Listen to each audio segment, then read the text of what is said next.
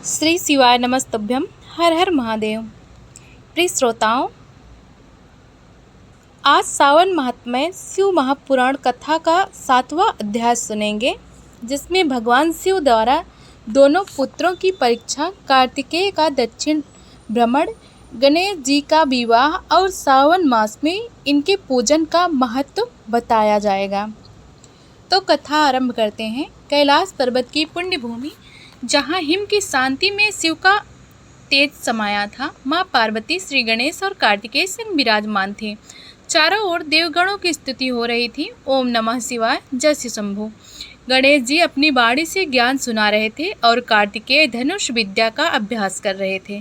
तभी माता पार्वती ने शिव से एक प्रश्न किया, नाथ, अब जब दोनों पुत्र युवा अवस्था को प्राप्त हो चुके हैं, तो इनके भविष्य का क्या संकल्प है?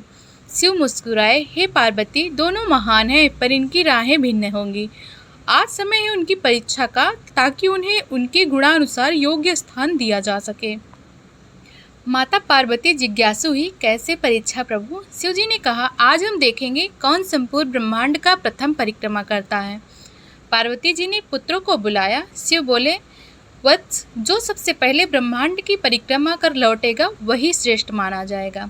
कार्तिकेय तुरंत अपने मोर पर सवार हुए और चल पड़े। मैं ब्रह्मांड की सच्ची परिक्रमा करूंगा। गणेश जी शांत रहे। उन्होंने माता पिता की परिक्रमा की और बोले, माता पिता ही मेरे लिए सारा ब्रह्मांड है। पार्वती जी भाव विभोर हो गई। शिव जी ने कहा, वत्स, तुम्हारी बुद्धि ने तुम्हें विजयी बनाया।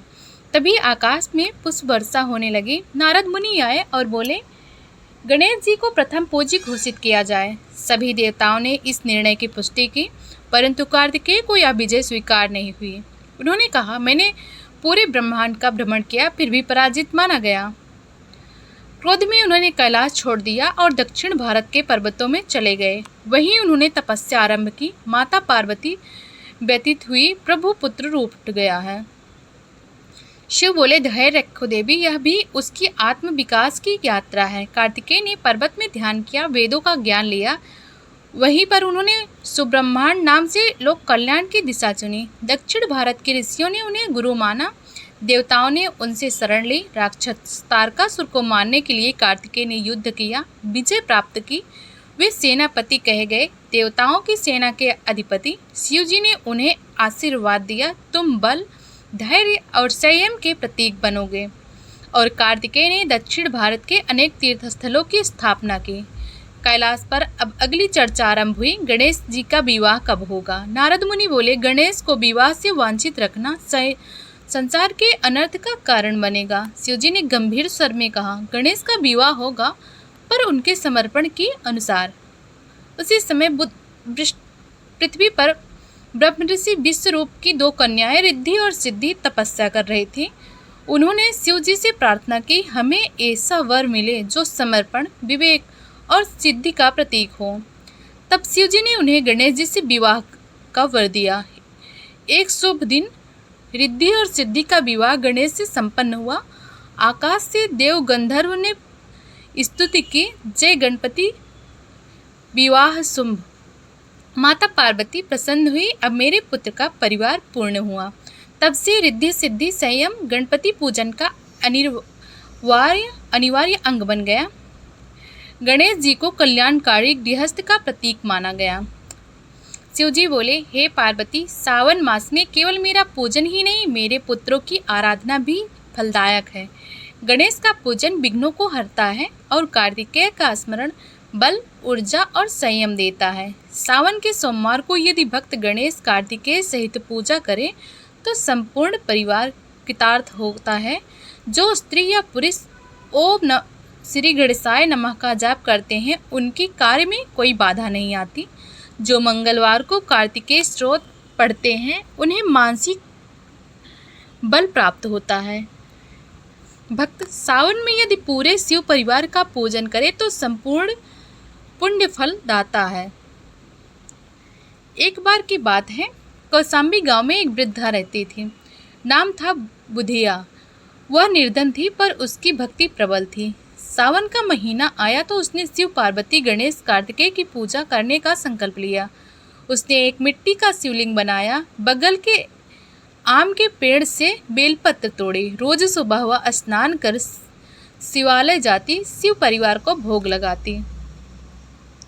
पड़ोसी उसका मजाक उड़ाते, तेरे पास तो खाने को नहीं, पूजन क्यों? पर बुधिया कहती, शिव के दरबार में भाव चाहिए, साधन नहीं।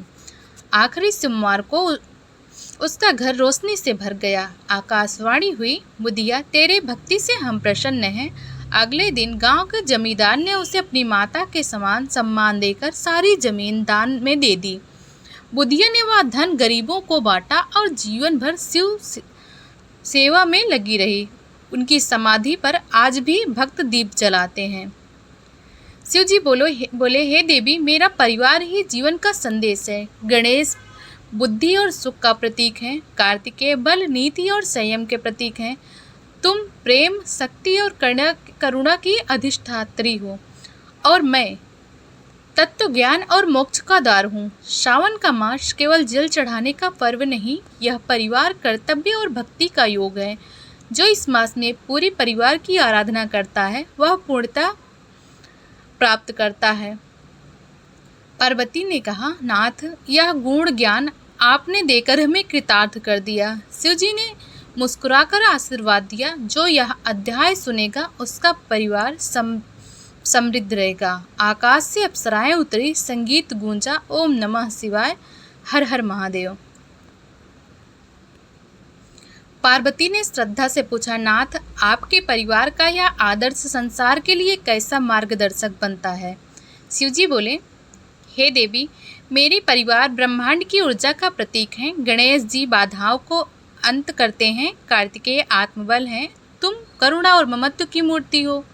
तो इस गूढ़ भाव को समझ लेना है, वह जीवन के हर संघर्ष में विजयी होता है।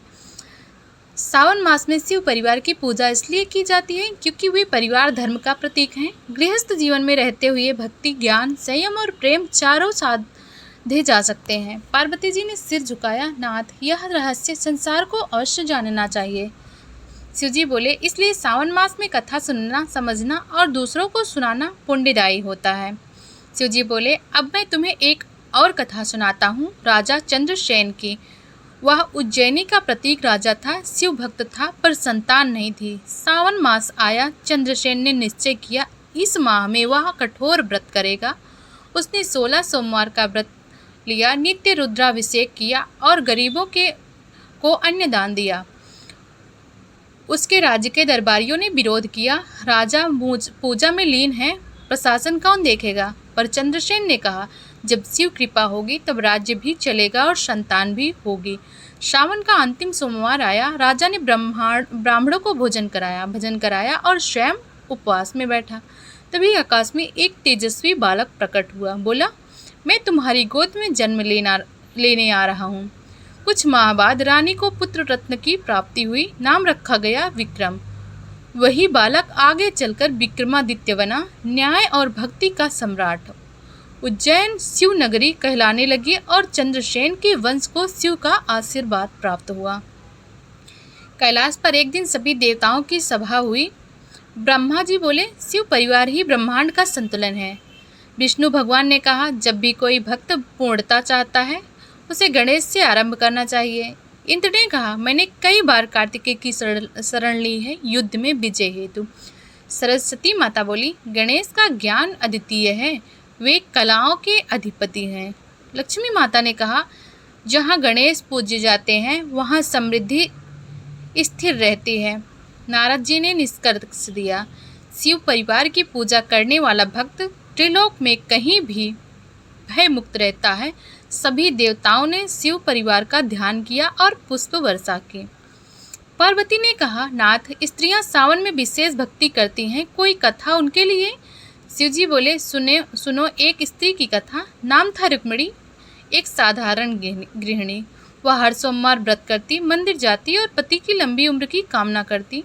उसका पति शराबी था, उसे ताने देता, क्या पूजा से कुछ मिलेगा? रुक्मिणी कहती, मुझे शिव की शक्ति पर विश्वास है। सावन का अंतिम सोमवार आया, रुक्मिणी ने पूरे दिन उपवास रखा। पति रास्ते में दुर्घटना में फंस गया, पर एक वृद्ध साधु ने उसे बचा लिया। वह साधु कोई और नहीं, स्वयं शिव थे। पति घर लौटा, बदला हुआ। उसने पत्नी के चरण छुए और कहा, आज से मैं भी व्रत करूंगा। वह दोनों जीवन भर शिव भक्त बन गए और लोगों की सेवा करने लगे। इसलिए हे पार्वती, सावन में स्त्री की श्रद्धा संसार बदल सकती है। शिव जी बोले, अब एक कथा सुनाता हूँ एक साधु की जिसने सावन को जीवन बना लिया। उसका नाम था बोधानंद। वह किसी आश्रम में नहीं, एक पीपल वृक्ष के नीचे तप करता था। सावन में वह केवल जल पीता और दिन रात ओम नमः शिवाय का जाप करता। लोग उसकी सेवा करते पर वह किसी से कुछ नहीं मांगता।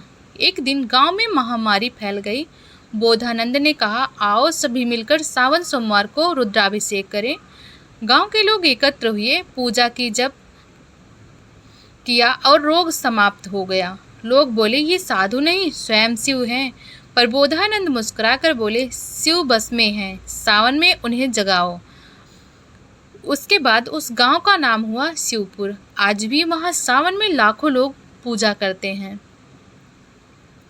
शिव जी ने अंत में कहा पार्वती जी से, हे देवी, सावन केवल उत्सव नहीं, यह आत्मसमर्पण, आत्म विजय और आत्म प्रकाश का मास है। इस मास में जो तप करता है वह सिद्धि पाता है, जो सेवा करता है वह मोक्ष पाता है, जो प्रेम करता है वह शिव को पाता है। मेरे भक्त सावन को केवल जल अर्पण तक सीमित न रखें। सावन में अपने क्रोध, अहंकार, लोभ और मोह का त्याग करें। एक बेलपत्र के साथ अपना हृदय भी चढ़ाएं, तभी सावन सफल होता है। पार्वती जी भाव विभोर हो गई। नाथ, यह गुण ज्ञान मेरे हृदय में सदा रहेगा। शिव जी ने उन्हें आलिंगन किया और कैलाश पर्वत दिव्य प्रकाश से भर गया। इस प्रकार पूर्ण हुआ सावन महात्मा अध्याय 7।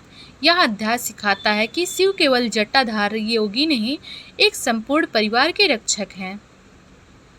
जो भक्त शिव, पार्वती, गणेश, कार्तिकेय की एकता को जीवन से अपनाता है वह हर संकट से पार उतर जाता है। सावन मास उस सेतु का नाम है जो हमें शिवलोक तक पहुंचाता है। आइए इस अध्याय का समापन करें प्रेम, भक्ति और संकल्प के साथ। अगर आपको यह अध्याय पसंद आया हो तो जय शिव परिवार कमेंट में अवश्य लिखें। वीडियो को लाइक करें, सब्सक्राइब करें और सभी भक्तों तक पहुंचाएं। हर हर महादेव, ओम नमः शिवाय। मिलते हैं अगले अध्याय में।